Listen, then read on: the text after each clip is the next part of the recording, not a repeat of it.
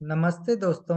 मेरा नाम संजय है और आज हम कक्षा 12 के रसायन विज्ञान का अध्याय 1 जो कि है विलयन पार्ट 6 के विषय में अध्ययन करेंगे।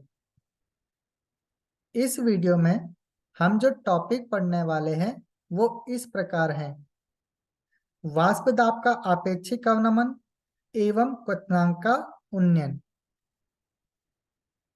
तो सबसे पहले हम वाष्प दाब का आपेक्षिक अवनमन में वाष्प दाब में अवनमन को समझ लेते हैं। शुद्ध विलायक में कोई अवाष्पशील विलेय पदार्थ मिलाने पर विलायक के वाष्प दाब में आई गिरावट यानी कमी को वाष्प दाब में अवनमन कहते हैं। उदाहरण के तौर पर हमने यहाँ पर 2 बीकर लिए हैं और पहले बीकर में हमने शुद्ध विलायक को रखा है, जबकि दूसरे बीकर में हमने विलयन को रखा है जिसमें कि अवाष्पशील विलेय पदार्थ की मात्रा उपस्थित है।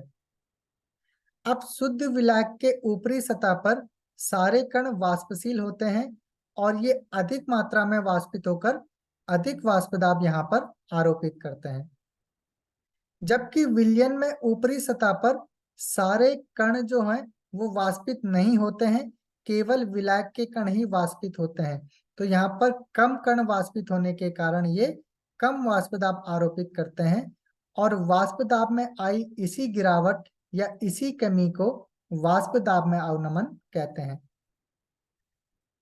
अब राउल के नियमानुसार P1 इक्वल टू होता है x1 multiply by P1 not. विलायक के वाष्प दाब में अवनमन को निम्न प्रकार से प्रदर्शित किया जाता है। तो अगर हमें वाष्प दाब में कमी को ज्ञात करना है तो हम बड़ी वैल्यू में से छोटी वैल्यू को माइनस करते हैं। तो यहाँ पर शुद्ध विलायक का वाष्प दाब अधिक है और इसको हम यहाँ पर P1 नॉट से प्रदर्शित करते हैं, जबकि विलयन यहाँ पर कम वाष्प दाब आरोपित कर रहा है और इसे हम P1 से प्रदर्शित करते हैं।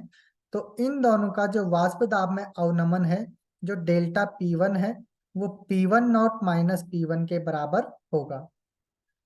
अब P1 का मान समीकरण 1.22 से हम x1 multiply by P1 not रख लेते हैं यहाँ पर।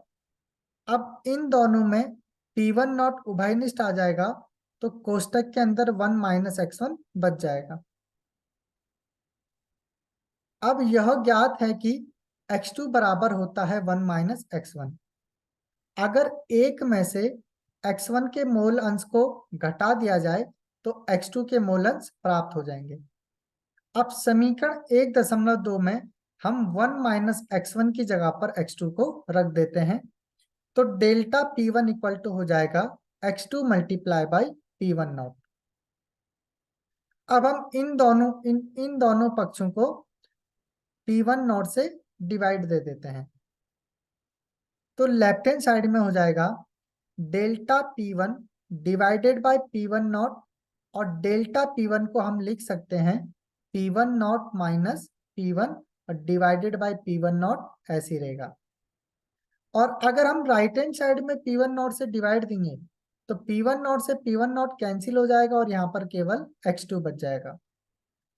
अब डेल्टा P1 यानी कि वाष्प दाब में अवनमन और P1 नॉट यानी कि शुद्ध विलायक के वाष्प दाब, इन दोनों के अनुपात को ही हम कहते हैं वाष्प दाब में आपेक्षिक अवनमन। यानी किसी विलयन के वाष्प दाब में अवनमन का शुद्ध विलायक के वाष्प दाब से अनुपात को वाष्प दाब का आपेक्षिक अवनमन कहते हैं और इसका मान विलेय के मोल अंश के बराबर होता है। अब P1 naught minus P1 divided by P1 naught equal to हो जाएगा विलेय के मोल डिवाइडेड बाय विलयन के मोल। अब यहाँ पर N1 और N2 क्रमशः विलयन में उपस्थित विलायक और विलेय के मोलों की संख्या है। तनु विलयन के लिए जो N2 का मान होता है वो N1 से बहुत कम होता है, इसलिए हर में N2 को हम यहाँ पर छोड़ देते हैं। तो यहाँ पर P1 naught minus P1 divided by P1 naught equal to हो जाएगा N2 डिवाइडेड बाय N1। अब P1 naught minus P1 divided by P1 naught equal to हो जाएगा, N2 की जगह पर हम लिख सकते हैं W2 डिवाइडेड बाई M2, और N1 की जगह पर हम लिख सकते हैं W1 डिवाइडेड बाई M1। तो जो डिवाइड का M1 है वो W2 के साथ मल्टीप्लाई में चल जाएगा।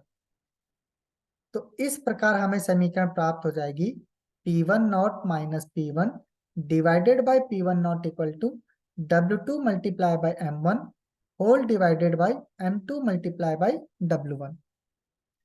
अब यहाँ पर W1 और W2 तथा M1 और M2 क्रमशः विलायक और विलेय की मात्रा और मोलर द्रव्यमान है। अब हम एनसीईआरटी का उदाहरण 1.6 देख लेते हैं। किसी ताप पर शुद्ध बेंजीन का वाष्प दाब 0.850 बार है और 0.5 ग्राम अवाष्पशील विद्युत अनवघट्य ठोस को 39.0 ग्राम बेंजीन, जिसका मोलर द्रव्यमान 78 ग्राम मोल इनवर्स है, में घोला गया है। प्राप्त विलयन का वाष्प दाब 0.845 बार है, ठोस का मोलर द्रव्यमान क्या है?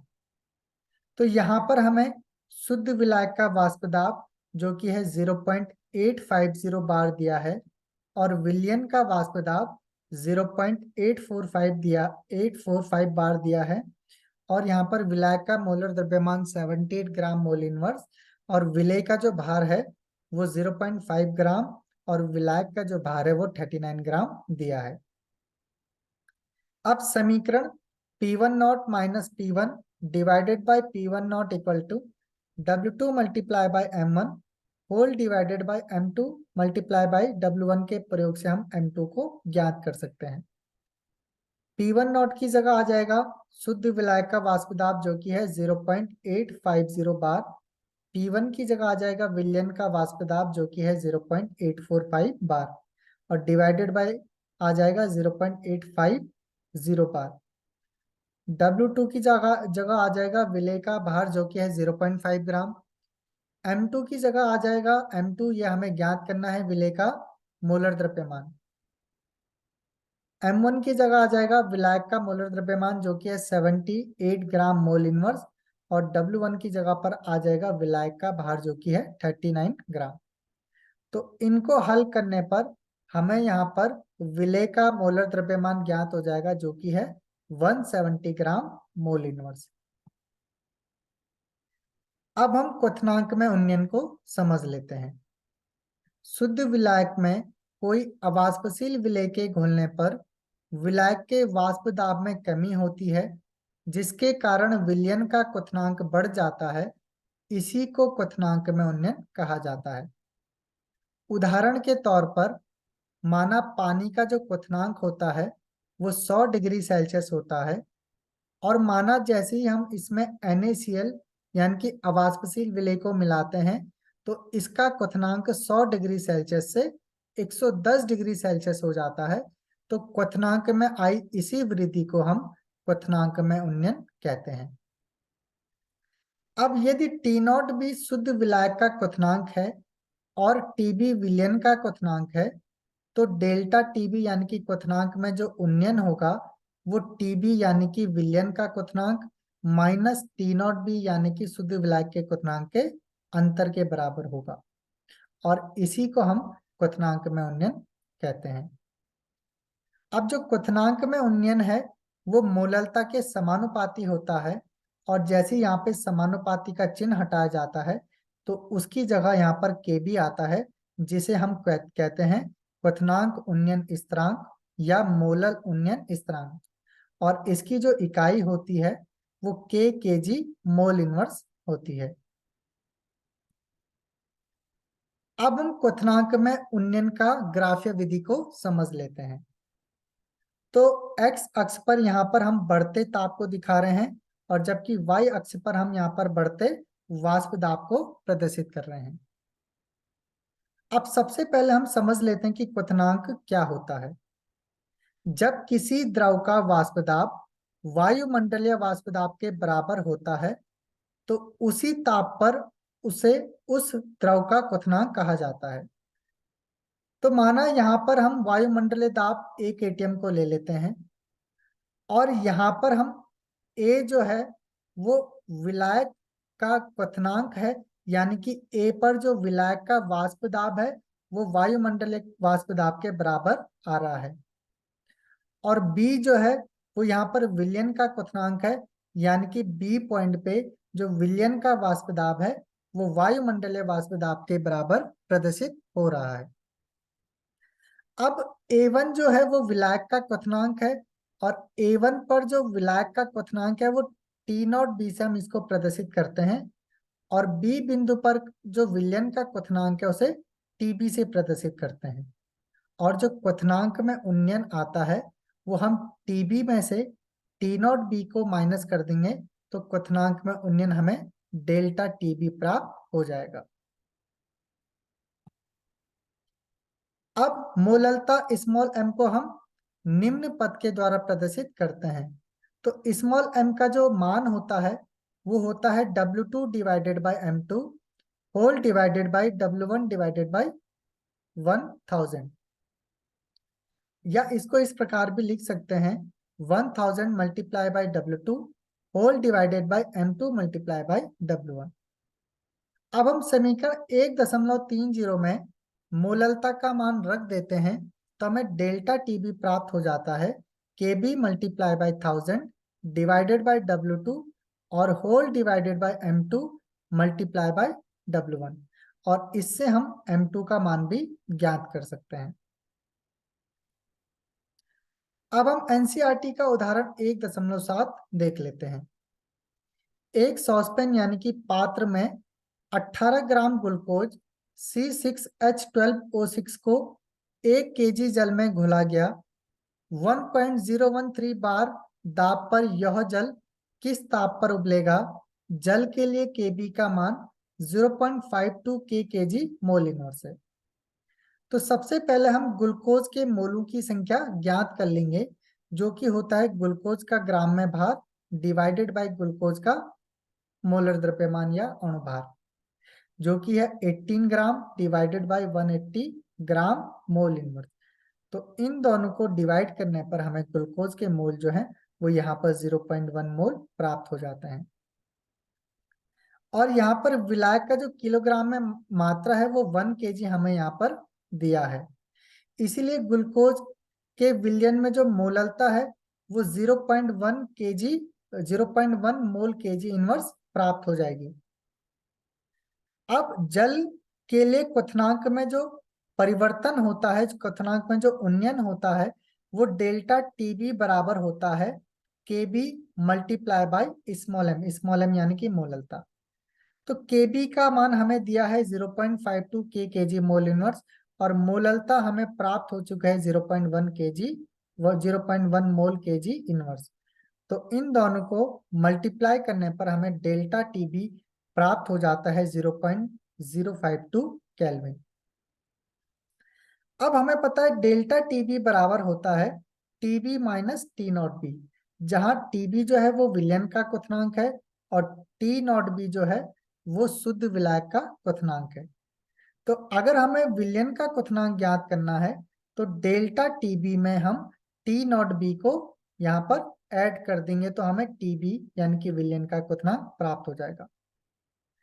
अब 1.013 बार दाब पर जल का जो क्वथनांक होता है वो 373.15 केल्विन होता है। तो हम जल के क्वथनांक में अगर डेल्टा टीबी को यहाँ पर ऐड कर देते हैं, जोड़ देते हैं, तो हमें प्राप्त हो जाता है 373.202 केल्विन, यानी कि विलयन का जो क्वथनांक है वो हमें यहाँ पर इस तरीके से प्राप्त हो जाता है।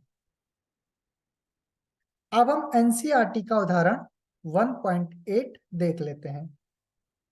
बेंजीन का क्वथनांक 353.23 केल्विन है और 1.80 अवाष्पशील विलेय को 90 ग्राम बेंजीन में घोलने पर विलयन का क्वथनांक बढ़कर 354.11 केल्विन हो जाता है।